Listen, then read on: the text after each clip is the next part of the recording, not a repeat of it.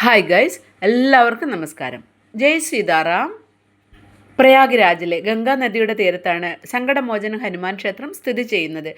തെക്കോട്ട് ദർശനമുള്ളതും 20 അടി നീളമുള്ളതുമായ ഹനുമാൻ സ്വാമിയുടെ കിടക്കുന്ന രൂപത്തിലുള്ള പ്രതിമയാണ് ഇവിടെയുള്ളത്. ഇത് ഉപരിതലത്തിൽ നിന്ന് കുറഞ്ഞത് 6 അടി താഴെയാണെന്ന് വിശ്വസിക്കപ്പെടുന്നു. സംഗം നഗരത്തിൽ ബഡേ ഹനുമാൻ, ഫോർട്ട് ഹനുമാൻ, ലേട്ടെ ഹനുമാൻ എന്നീ പേരുകളിലും ഈ ക്ഷേത്രം അറിയപ്പെടുന്നു. കാമതദേവിയെ ഇടതുകാലിന് കീഴിലും അഹിരവനെ വലതുകാലിന് കീഴിലും അടക്കം ചെയ്തിട്ടുണ്ടെന്ന് വിശ്വസിക്കപ്പെടുന്നു. വലതുകൈയിൽ രാമൻ്റെയും ലക്ഷ്മണൻ്റെയും ചിത്രങ്ങളും ഇടതുകൈയിൽ ഗരുഡൻ്റെ ചിത്രവുമുണ്ട്. ഇവിടെ വരുന്ന എല്ലാ ഭക്തരുടെയും ആഗ്രഹങ്ങളും നിറവേറ്റപ്പെടുന്നു.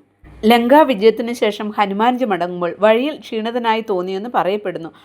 അപ്പോൾ സീതാമാതാവിൻ്റെ നിർദ്ദേശപ്രകാരം ത്രിവേണി സംഗമത്തിൻ്റെ തീരത്ത് കിടന്നു എന്നാണ് വിശ്വാസം. അങ്ങനെയാണ് കിടക്കുന്ന രൂപത്തിലുള്ള ഹനുമാൻജിയുടെ പ്രതിമ ഇവിടെ സ്ഥാപിച്ചത്.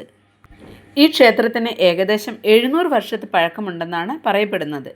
നിങ്ങളുടെ വിലയേറിയ കമൻറ്റുകൾ അറിയിക്കുമല്ലോ. ആദ്യമായിട്ടാണ് വീഡിയോ കാണുന്നതെങ്കിൽ മറക്കാതെ ചാനലൊന്ന് സബ്സ്ക്രൈബ് ചെയ്യണം കേട്ടോ. ജയ് ശ്രീറാം.